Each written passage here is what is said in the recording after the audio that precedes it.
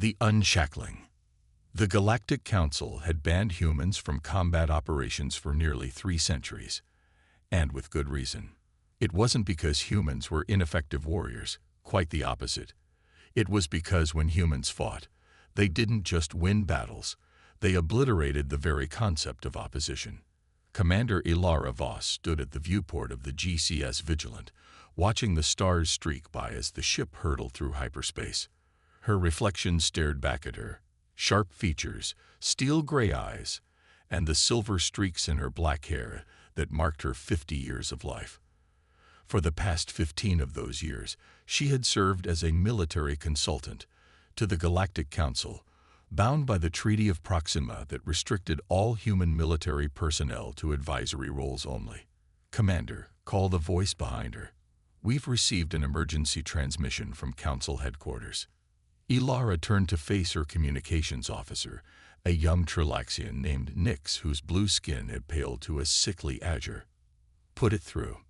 The holographic display flickered to life, revealing High Counselor Jean, the ancient Volari statesman whose 6 eyes blinked rapidly, a sign of extreme distress in his species. "Commander Voss," he began, his voice trembling. "The Cytherian coalition has launched simultaneous attacks on 12 peaceful systems in the Outer Rim. The devastation is extensive." Ilara's jaw tightened. The Cytherians were a relatively new spacefaring species, aggressive expansionists with highly advanced technology and a zealous belief in their genetic superiority. They had been making threats for years, but the Council had dismissed them as mere posturing. "What are my orders, Counselor?" she asked, already suspecting what was coming. Jean's multiple eyes closed briefly. "The Council has voted to temporarily suspend the restrictions of the Treaty of Proxima. You are authorized to engage in direct combat operations. The directive is—" He paused, visibly distressed, "unrestricted." The word hung in the air like a death sentence. Unrestricted. It meant the removal of all constraints on human warfare tactics. It meant they were desperate. "I understand," Ilara said, her voice cold and steady. "I'll need to recall my specialists." "Already done," Jean replied. "They're awaiting your arrival at Nexus Station." "Commander." He leaned closer to the transmission, his voice dropping to a whisper. "Remember what happened on Caraxus IV. Don't let it happen again." The transmission ended, and Ilara stood motionless, memories flooding back.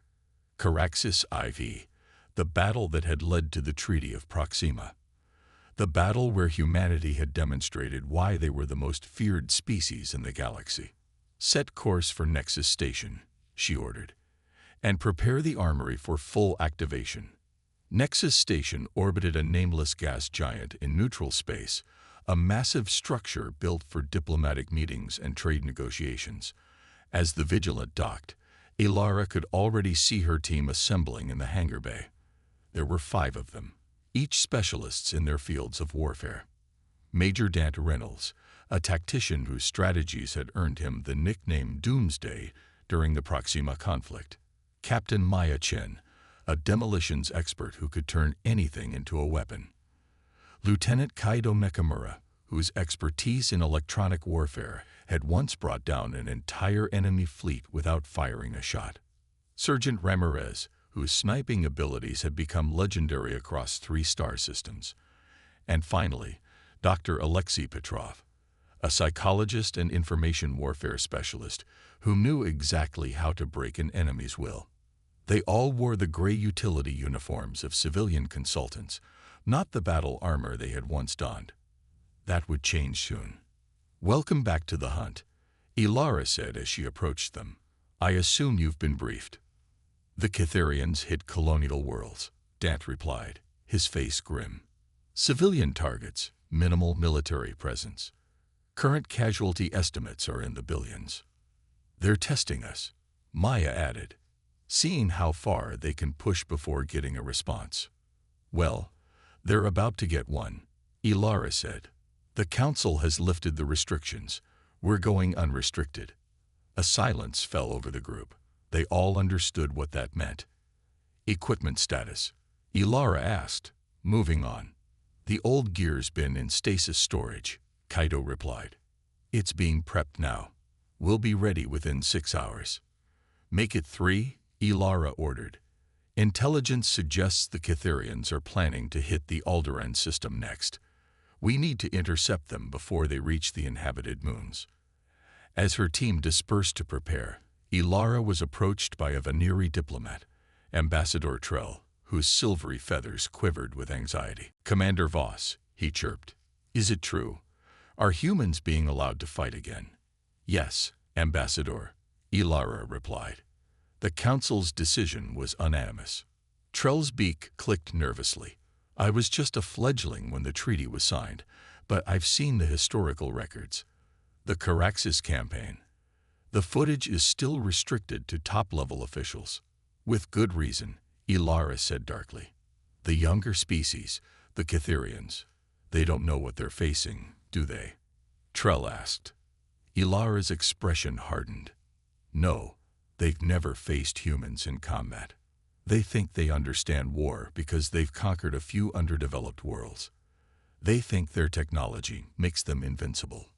What they don't realize, she continued, is that humans don't fight like other species. We don't fight for territory or resources or even survival. When pushed too far, we fight for vengeance, and we're very, very good at it. 3 hours later, the Vigilant departed Nexus Station, its systems reconfigured from a diplomatic vessel to a warship. Deep in the ship's hold, crates that had remained sealed for centuries were opened, revealing weapons and armor that had once been the stuff of nightmares for enemy forces. Ilara stood on the bridge, now wearing the black combat suit that had been her second skin during the Proxima conflict. The neural interfaces hummed as they synced with her nervous system, enhancing her reflexes and feeding tactical data directly to her brain. We've intercepted the Cytherian fleet, Dant reported.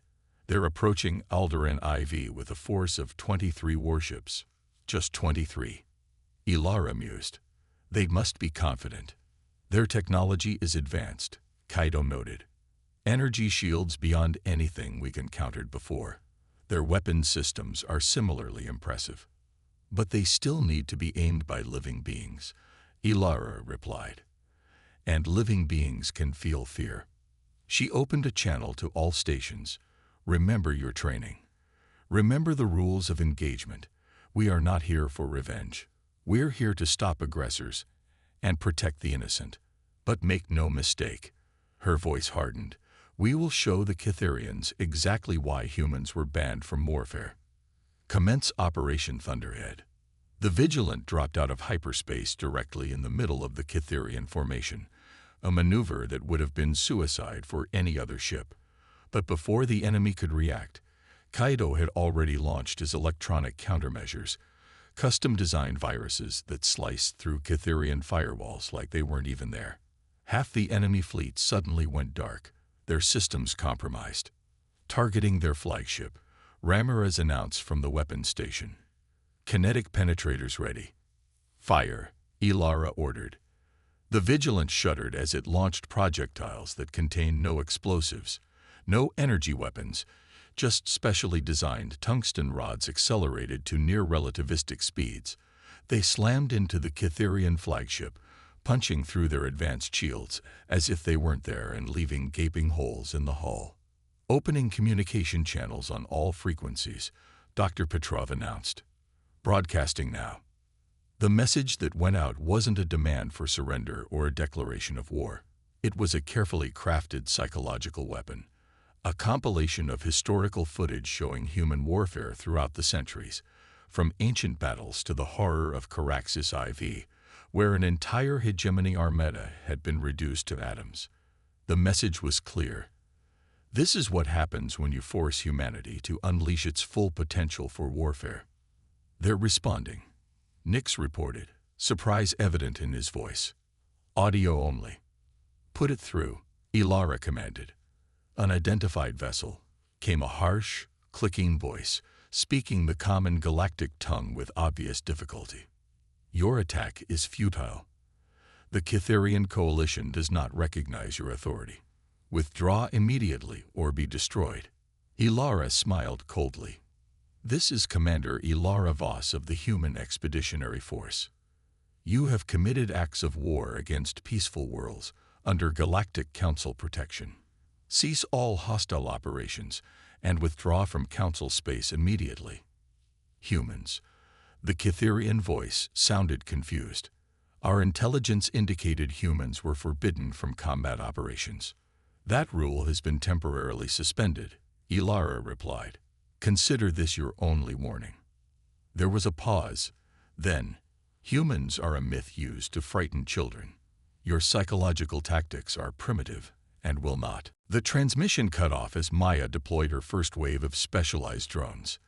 Tiny, nearly undetectable machines that attached themselves to the hulls of 3 Cytherian vessels before detonating. The explosions weren't designed to destroy the ships, but to create precise breaches in specific locations, life support systems, gravity generators, and command centers. They're panicking, Dante observed, watching the tactical display as the remaining Cytherian ships broke formation, some attempting to flee while others moved into attack positions. They've never experienced coordinated resistance like this. And we're just getting started, Ilara said grimly. Kaido, second wave of cyber attacks. Target their weapons systems. Maya, prepare boarding teams. Ramirez, disable their engines but leave life support intact on the remaining vessels. As her orders were carried out with cold efficiency, Ilara watched the Cytherian fleet falling into disarray. Their advanced technology meant nothing when faced with the human approach to warfare, a combination of ruthless efficiency, psychological manipulation, and an understanding of fear that seemed unique to humanity among the stars. Within 40 minutes, the Cytherian assault force had been neutralized. No ships destroyed completely. That wasn't the objective. Instead, they drifted helplessly, their crews watching in horror as small teams of humans in black combat suits boarded vessel after vessel, systematically disarming and capturing the soldiers within. Ilara personally led the team that boarded the remaining Cytherian command ship. The alien crew, tall insectoid beings with iridescent exoskeletons, stared in shock as the humans moved through their vessel with practiced precision, securing key systems and personnel. The Cytherian commander, distinguished by the elaborate crest on his head, chittered angrily as Ilara approached the bridge. "What manner of creatures are you?" he demanded. "No species fights as you do." "That's the point," Ilara replied calmly. "That's why we were banned from the battlefield. Not because we lost, but because we won too thoroughly. Because we understood something that most spacefaring species never had to learn." "And what is that?" the Cytherian asked, his compound eyes gleaming with a mixture of fear and curiosity. Ilara's voice was cold as she answered. "That war isn't about who's right. It's about who's left. The reckoning." Word of the human victory at Alderaan spread quickly throughout the galaxy. The Galactic Council chambers on Eridanus Prime were in an uproar as species representatives argued over the implications of humans returning to warfare. "You don't understand what you've unleashed," warned Ambassador Krell of the Saurian Confederacy, his scaled hide flushing red with agitation. "I fought against humans during the Proxima conflict. There's a reason they were banned from combat." High Counselor Jean raised his 6-fingered hands for silence. "The decision was not made lightly, Ambassador. The Cytherian attacks left us no choice. Reports indicate they were preparing biological weapons capable of eradicating all non-Cytherian life forms in targeted systems. On the Vigilant, Ilara received the latest intelligence reports with growing concern. The initial victory had been swift, but as she had suspected, it was merely the opening move in a larger conflict. The main Cytherian fleet, over 200 warships, had altered course and was now heading directly for the human colony world of New Terra. "They're making this personal," Dante observed as they studied the tactical projections. "They're making it about us now," Ilara corrected, taking the focus off their other targets. Classic misdirection. "But why target humans specifically?" Maya asked. "They know we've been activated now." Dr. Petrov joined the conversation, his analytical mind already parsing the psychology at play. Because they're afraid. They expected to face the Council's regular defense forces, predictable, bound by convention, technologically inferior. Instead, they encountered something they don't understand. Humans don't fight like other species, and that terrifies them. So their response is to try to eliminate the threat. Ilara concluded. Hit us hard enough that the Council will have no choice but to reinstate the ban, regardless of the outcome. What's our play? Ramirez asked, cleaning her sniper rifle with practiced precision. Though physically the smallest of the team, her kill count during the Proxima conflict had been second only to Ilara's. We can't match them ship for ship, Ilara admitted. Even with unrestricted protocols, we're outnumbered 10-1. We don't need to match them, Kaido said quietly. We just need to make them remember why they should fear us. A silence fell over the group. They all knew what Kaido was suggesting. Carax's protocols, Dance said finally. Is that really what we want to do? Ilara's expression darkened. What happened at Carax's IV is the reason we're in this situation. It's the reason humans were banned from warfare. I was there. I gave the order. And I've lived with the consequences ever since. The memories flooded back unbidden. The hegemony fleet surrounding the human colony world of Carax's IV. The ultimatum delivered. Surrender or watch the planet burn. The desperate gamble that followed. A human counterattack so devastating, so complete in its annihilation of the enemy, that it had shocked the galaxy into creating the Treaty of Proxima. We're not going to repeat Carax's, Ilara said firmly. But we are going to use what we learned there. She turned to her team. Maya, I need you to modify our remaining kinetic penetrators. Kaido, get me everything you can on Cytherian communication protocols and fleet coordination systems. Ramirez, prepare for precision strikes on their command structure. Dr. Petrov, I want a psychological profile of the Cytherian High Command. And me? Dad asked. Ilara's eyes met his. You and I are going to design a battle plan that will make the Cytherians regret ever leaving their home system. The plan they developed over the next 24 hours was not about destruction, though that would certainly occur. It was about manipulation, about using the enemy's fear against them, about winning not just the physical battle but the psychological one. The Cytherians operate on a strict hierarchical structure, Dr. Petrov explained during the final briefing. Their warriors are genetically conditioned to follow orders without question. Remove the command structure, and the rest will falter. Their technology gives them confidence, Kaido added. Take that away, make them fight on our terms, and we create uncertainty. Uncertainty leads to fear, and fear, Ilara finished, leads to defeat. The Vigilant arrived at the new Terra system ahead of the Cytherian fleet. Instead of waiting in orbit, Ilara ordered the ship to hide in the asteroid belt at the system's edge. Meanwhile, small teams were dispatched to key positions throughout the system, setting up the trap. When the Cytherian fleet arrived, they found what appeared to be a hastily assembled defensive line, a few outdated cruisers supported by orbital platforms. Their sensors detected human life signs on the planet below, civilian populations going about their daily lives, seemingly unaware of the danger approaching. The Cytherian Supreme Commander, a veteran warrior named Vrex, viewed the tactical display with suspicion. This is too easy, he chittered to his advisors. Where is the human warship that defeated our advance force? Perhaps they retreated to defend their homeworld, suggested his second-in-command. Or perhaps this is a trap. Vrex countered. Proceed with caution. Send in the forward elements first. 30 Cytherian warships broke from the main fleet, advancing toward New Terra. As they approached the defensive line, the human vessels opened fire, conventional weapons, easily deflected by Cytherian shields. Pathetic, Vrex observed. Is this all the resistance they can muster? The answer came moments later when the defensive line suddenly exploded outward. They weren't ships at all, but disguised mines filled with a specialized compound that adhered to the Cytherian vessels' hulls, bypassing their shields entirely. The compound didn't damage the ships. It simply coated them in a layer of material that blocked communications and sensor readings. Simultaneously, hidden emplacements throughout the asteroid belt activated, not firing weapons, but broadcasting a carefully crafted message directly into the Cytherian command network. A message that contained within it viruses designed by Kaido to create confusion and miscommunication. They're in disarray, Dant reported from his position on one of the hidden platforms. Forward elements are trying to retreat but receiving contradictory orders. Execute Phase 2, Ilara commanded.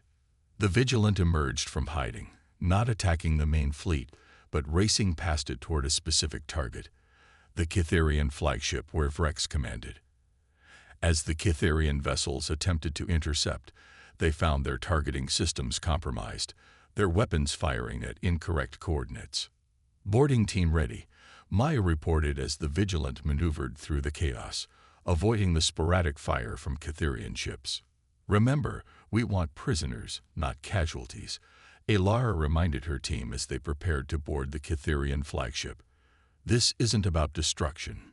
It's about sending a message. The boarding went exactly as planned. While Cytherian crews throughout the fleet struggled with compromised systems and communications, Ilara led her team directly to the flagship's command center. The resistance they encountered was disorganized, confused by the contradictory orders flooding their communication systems. Supreme Commander Vrex stood at the center of his command bridge, mandibles clicking in fury as the humans entered. "So this is how humans fight," he hissed, "with tricks and deception rather than honorable combat." Ilara approached him slowly, her weapon lowered but ready.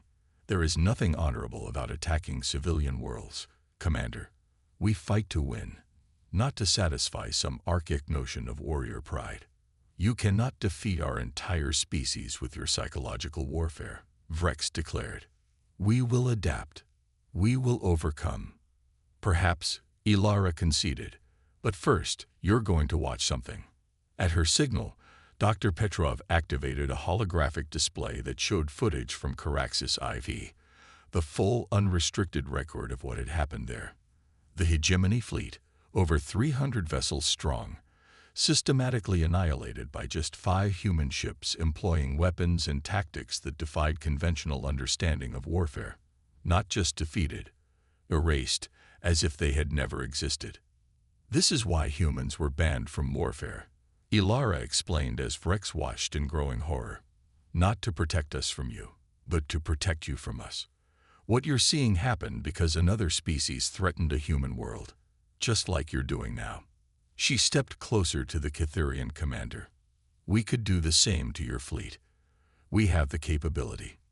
We have the authorization. But we're choosing not to, because unlike you, we understand that war should be the last resort, not the first." "What do you want?" Vrex asked, his earlier bravado replaced by wary caution. "Unconditional surrender," Ilara replied. "Return to your territory. Never threaten another peaceful world again. And spread the word about why humans were banned from the battlefield." As the Cytherian fleet retreated from Mutera under the terms of surrender, Ilara stood on the bridge of the Vigilant, watching them go. The victory had been achieved with minimal casualties on both sides, a stark contrast to Caraxes IV, where an entire enemy fleet had been reduced to cosmic dust. "You did it differently this time," observed a quiet voice behind her. Ambassador Trell had come aboard to witness the resolution of the conflict. "I learned from my mistakes," Ilara replied. "At Caraxes, we were young, angry, desperate. We didn't just want to win. We wanted to make sure no one ever threatened us again.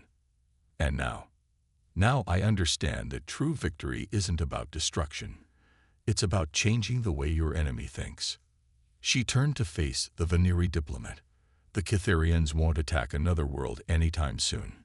Not because they can't, but because they understand the consequences now."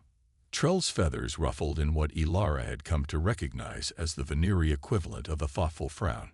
"The Council will reinstate the ban, you know. Once the crisis has passed, they'll be afraid again." "As they should be," Ilara said softly.